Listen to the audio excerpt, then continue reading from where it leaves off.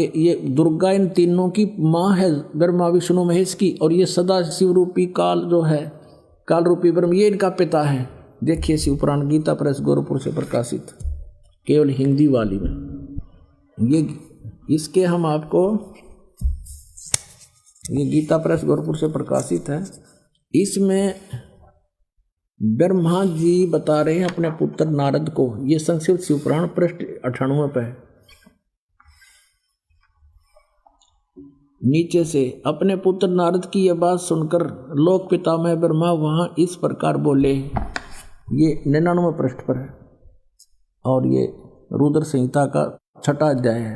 ब्रह्मा जी ने कहा, ब्रह्मन देव शिरोमणे, तुम सदा समस्त जगत के उपकार में लगे रहते हो, तुमने लोगों के हित की कामना से बहुत उत्तम बात पूछी। ये सब बताते हुए कि सृष्टि की रचना किसने की, यहाँ आ जाते हैं। जिस परब्रह्म के विषय में ज्ञान और अज्ञान से पूर्ण उक्तियों द्वारा इस प्रकार विकल्प किए जाते हैं, उसने कुछ काल के बाद, कुछ समय के बाद द्वितीय की इच्छा प्रकट की, उसके भीतर एक से अनेक होने के संकल्प उदित हुए। तब उस निराकार परमात्मा ने अपनी लीला शक्ति से अपने लिए एक मूर्ति की कल्पना की, और जो मूर्ति रहित परम ब्रह्म है उसकी मूर्ति कौन है, ये 100 पृष्ठ पर पढ़ रहे हम, 100 पृष्ठ पे भगवान सदाशिव हैं। ये काल है सदाशिव।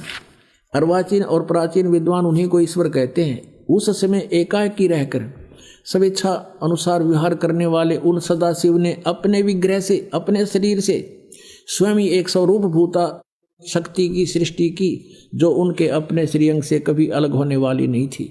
उस पराशक्ति को प्रधान प्रकृति,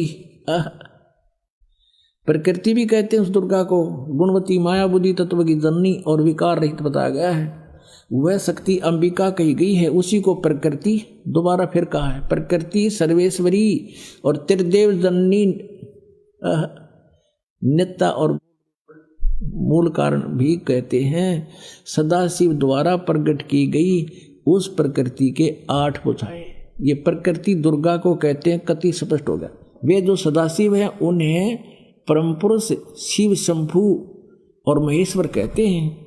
101 पृष्ठ पर हम चल रहे हैं, रुद्र संहिता, गीता प्रेस गोरखपुर से प्रकाशित। वे अपने सारे अंगों पर भस्म रमाए रहते हैं। उन काल रूपी ब्रह्म ने एक ही समय, ये काल रूपी ब्रह्म है, ये काल रूपी ब्रह्म, ये काल है, काल रूपी ब्रह्म ने एक ही समय शक्ति के साथ शिवलोक नामक क्षेत्र का निर्माण किया। अब मैं क्या बताना चाहता हूँ आपको, वे प्रिय और प्रियतम रूप शक्ति और शिवा, ये पति पत्नी रूप में उस काशी में रहते हैं।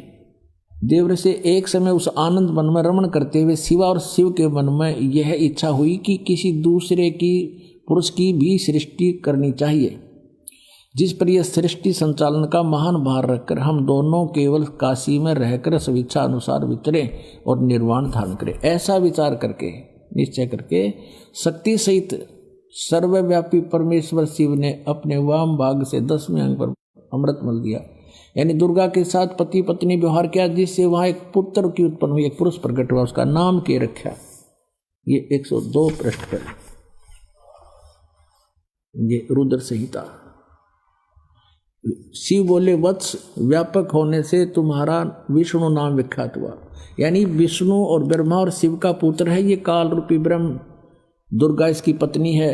अब फिर ये यहाँ 6वां अध्याय खत्म होगा रुद्र संहिता का, और 7वें में भगवान ब्रह्मा जी कहते हैं देवर से, तत्पश्चात कल्याणकारी परमेश्वर सांब सदाशिव ने पूर्वोत प्रयत्न करके मुझे अपने दाहिने अंग से उत्पन्न किया, जिस प्रकार विष्णु किया वैसे मैं किया, मेरा बेहोश कर दिया। पुण्यात्माओं, ये स्पष्ट हो गया कि दुर्गा को प्रकृति कहते हैं। एक भक्त आता ग्वालियर से और बड़ा वैद्य है, वो वैद्य का भी कार्य करता है, और अच्छा एज्ड आदमी, समझदार बुद्धिमान दिखा था, 3 साल से नाम ले रखा, और इतना कुछ प्रमाण दास देता है। लेकिन कई बार ऐसा होता है कि अनुपस्थिति भी इसका कारण बन जाती है कि हम पूरे ज्ञान को ग्रहण नहीं करते। तो उसने कहा एक दिन 2 वर्ष नाम ले रखा था, उसके बाद कहता है कि आप गलत कहते हो। एक पत्र लिख कर दिया कि आप गलत कहते हो, दुर्गा को प्रकृति नहीं कहते, मैं नहीं मानता। मैं बोला वह नहीं मानता तो यहाँ मत आकर, जब तुम मेरे पे विश्वास नहीं इस दास पे, फिर तिराने का यहाँ पर फायदा क्या। उसको हमने यहाँ से मना कर दिया आने को। अब फिर उसने दोबारा पढ़ा अच्छी तरह, किसी ने बताया कि आप गलत कह रहे हो, इसको पढ़ो, सारे प्रमाण दे रखे हैं, लिखा हुआ है।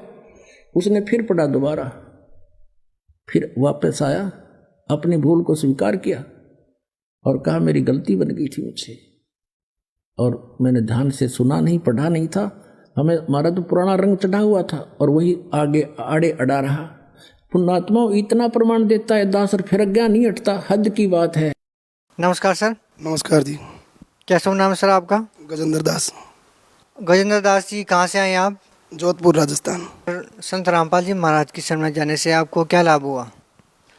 मेरे पूरे परिवार को जीवन दान मिला।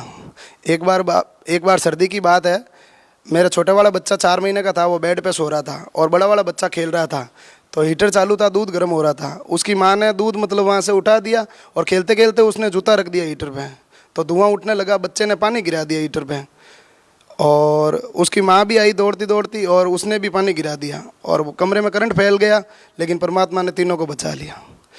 उसके बाद में मेरे भाई टैक्सी पे जाता है, वो फेरी लगा के व्यापार करता है, उसकी टैक्सी भी पलटी खा गई, उसको खरोंच तक नहीं आई। परमात्मा की कृपा से हमने सबने नाम ले रखा है घर में। मेरी पत्नी बहुत विरोध करती थी मेरा, मैं रामपाल जी महाराज से नाम ले रखा था, तो उसने भी पॉइजन खा लिया, तो हम उसे अस्पताल लेके गए, ग्लूकोज भी ठीक से नहीं चढ़ा, लेकिन परमात्मा की कृपा से वो भी बच गई और आज गुरुजी के चरणों में है। और मेरी मम्मी डिस्टर्ब है, मेरी मम्मी का 5 साल से इलाज चल रहा था और सारे डॉक्टर दिखा दिए थे जोधपुर के, मानसिक डिस्टर्ब है वो।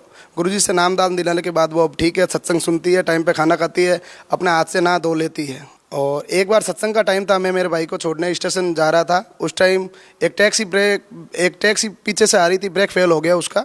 दास को भी उस टाइम जीवन दान मिला। मैं पीछे मुड़ के मैंने गाड़ी साइड की और वो गाड़ी गड्ढे में गिर गई, नहीं परमात्मा ने मुझे बचा लिया 1 सेकंड में वहाँ के। सर पहले मैं फुल एक्सरसाइज करता था और मेरी डाइट भी इतनी थी कि 20-20 रोटी खा लेता था, लेकिन मेरा वजन 50 किलो से ऊपर भी नहीं था। और आज परमात्मा की इतनी कृपा है कि मैं 4 रोटी खाता हूँ, लेकिन मेरा वजन 80 किलो है। तो परमात्मा की दया से मेरे को आध्यात्मिक, भौतिक और शारीरिक सारे लाभ हुए। और परमात्मा की इतनी कृपा है कि चमत्कार सुनाते सुनाते मेरी जबान थक जाएगी, इतने परमात्मा ने लाभ दे रखे हैं। पहले तो खाली किताबों में पढ़ा था कि रामचंद्र जी ने ऐसा कर दिया, कृष्ण जी ने द्रौपदी की चीर बढ़ा दी, या नरसिंह जी का मायरा भर दिया, लेकिन पूर्ण परमात्मा रामपाल जी महाराज है जो मेरे साथ इतने चमत्कार कर दिए कि मैं इस जबान से गुणगान नहीं कर सकता। जैसा कि मैंने आपको बताया, सारे परिवार को मेरे जीवन दान दिया। मेरी पहले घर की आर्थिक स्थिति भी ठीक नहीं थी, मोबाइल लेने के भी पैसे नहीं थे, और आज परमात्मा की दया से मेरे पास सब कुछ है जो एक आदमी के पास होना चाहिए। मैं पहले घड़ी थैला फेर के आवाज़ लगा के मतलब मजदूरी करता था, और परमात्मा की कृपा से वर्कशॉप लगा दिया है और घर का काम है बढ़िया, एकदम बढ़िया सुख हो रहे हैं। पूर्ण परमात्मा रामपाल जी महाराज जी मेरे लिए भगवान है। खुद की गाड़ी ले ली, परमात्मा की कृपा से मेरे मकान का लफड़ा था वो भी परमात्मा ने सॉल्व कर दिया। आज परमात्मा की दया पूरे घर पे हो रही है, सारे ने नाम दान ले लिया और परमात्मा की शरण में लगे हुए हैं।